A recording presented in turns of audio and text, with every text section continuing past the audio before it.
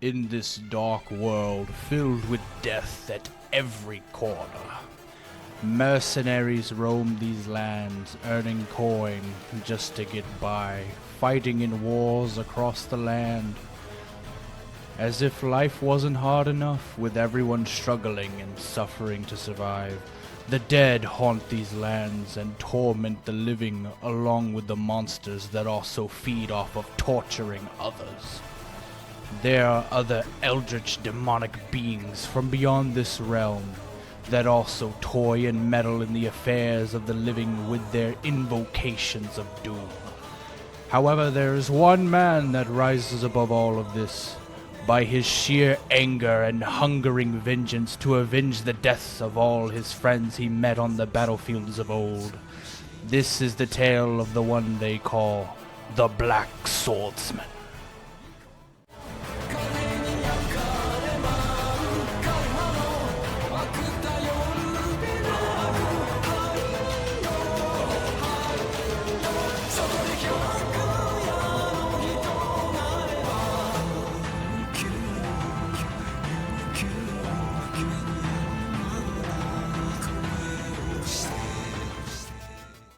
Tis I, Vanti, and we are finally getting into the review of the Berserk Volume 1.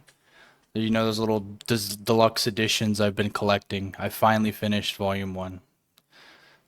It took me a while to read because anytime I read a story I really enjoy, I sort of devolve back into a child. And I get into that child state where I do voice acting and sound effects out loud and just overall have a blast reading and immersing myself in the pages. Without further ado, for this review, there will be spoilers, of course. So if you don't want those, go read it yourself. Come back.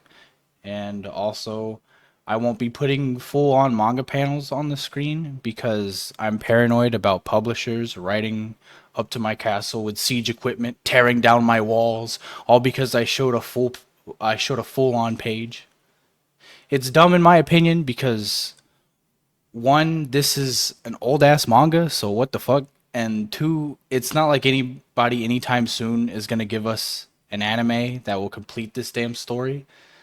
One last thing, viewer discretion advised, of course. It should be a no-brainer, but come on, just Google this manga or look at the softies on Twitter talk about it. You'll quickly find out why, really fast, really fast.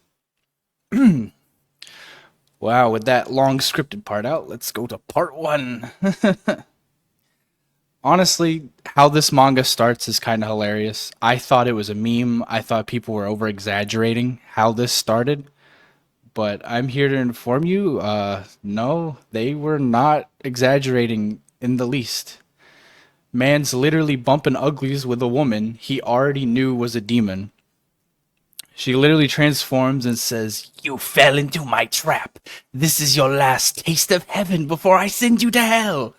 Then Guts just basically goes, "No, no, you." And basically kills her like within like the first 4 pages of the manga. I was like, oh, that's how we're gonna start this. Looking fantastic, man. So yeah, I think the demon lady had some pretty wild post-nut clarity, literally watching her existence flash before her eyes. Next scene we see Puck the elf, which in this universe are like fairies. I don't know why, but hey, it's good to see something different, you know?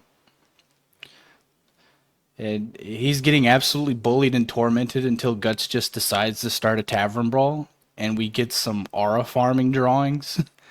But to be honest, the whole time I reminded myself of that one Adult Swim show we never got called Korgoth of Barbaria and the tavern fight scene. If anyone knows what I'm talking about, oh my god, that show was so good. We got robbed. Anyway, he tells one bozo, "Tell your boss I'm him and he's coming." Then proceeds to do a 180 and split a gooner in half. I don't know why bro thought he could just sneak attack just to be turned into a spilt idiot sandwich on the floor. So yeah, Guts once again aura farming as usual because he got to keep that him status. And the manga does the whole narrative bit about his sword, saying, "It was too big to be called a sword, massive, thick, heavy, and far too rough indeed. It was a heap of iron," you know? I think it's cool. The fact I didn't know it repeated. People told me like the manga will keep repeating that, and I was like, "Oh, okay." I don't think they'll get annoying, but whatever. We'll see. Puck follows and just honestly keeps annoying the fuck out of Guts, which provides some comedy but also gives us dialogue painting a picture of what kind of man's Guts is. Then for some reason Guts allows himself to be caught by the city guard, which is kind of crazy, especially when you consider the fact we just watched this absolute unit of a man four-piece chicken nugget combo like multiple people and sliced a whole ass dude in half, but whatever. It's for the story and exposition of building up Snake Man from Mega Man, but demon. So I can look past that for the most part. I'm a pretty forgiving reader when it comes to stories. Puck ends up finding Guts, and they have a "oh shit, what up" moment with some edgy Guts dialogue that low key kind of slaps. Because as Guts monologues, Puck kind of has a moment where he's sensitive to the rage that's emanating from Guts, which to me was kind of like, oh yeah, this might be hinting at the manifestation of the wolf beast thing. That's like a manifestation of Guts's bloodlust and thirst for revenge. Which I don't know if that's what it is, but to me, that's how I interpreted it. But someone's probably gonna rage at me and say I'm wrong, and I'm just gonna respond, okay, cool story, bro. Let me enjoy my moment. That's what I thought it was. I felt like it was hinting at that. But yeah, so to keep things short, we beat the scales off of Snake Man and torture him a bit. And Guts ask about the God Hands, so hell yeah, we get introduced into a piece of lore. You know, that was fascinating. I didn't think it was going to happen that fast, but it happened that fast. Next chapter, we learn more about Guts's brand, which burns when near demons, but also he has to deal with that one Castlevania game where it's like, oh, what a terrible night to have a curse. But imagine that's every night with Guts getting hunted by a bunch of undead and demon gooners. So yeah, couldn't be me, bro. I don't know. That's wild. The next part, I like to call this the meat and potatoes of Volume One, because this one part that this whole volume has, it's like six or so chapters of this one big cohesive story. So I was not expecting that, but it was a fun ride. We basically follow Guts going to another demon bozo, but along the journey before we throw down, we get a small sewer dude who like pieced the fuck out of the castle after the count of this location started to act a bit quirky, if you know what I mean. Sewer Broski got that thing on him, but what is that thing, you ask? The Behelit. I think that's how you pronounce it. However, the hell you pronounce the thing. Basically, it's the evil ooh ah ah MacGuffin, and we, the audience, learn this evil-looking pendant, when activated, brings you into another dimension, and you see the five members of the God Hand. So it's like a key to another dimension.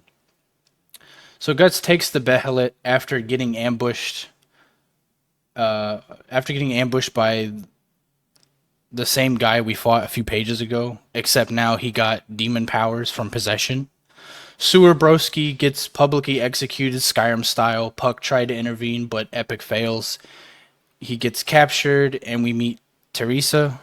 I think that's how you pronounce her name. I don't remember. That's how I read it when I was like voice acting and reading the manga.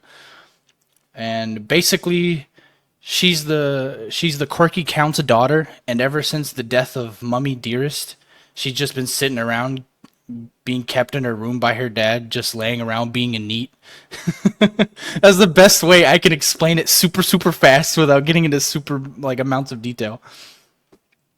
Anyway, we get told after her mom's death, dad went even more crazy about hunting down pagan worshipping heretics.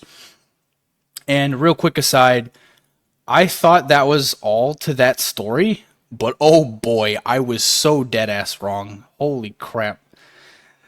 Because later we fight the Count in his slug like HP Lovecraft form, and my god, he gets his ass beat. Then the behelit activates, and then the one goofy ass god hand with the punk spectacles, like he literally looks like he has punk rock glasses at all times. I don't remember what the fuck his name is. I don't even know we got told his name or not.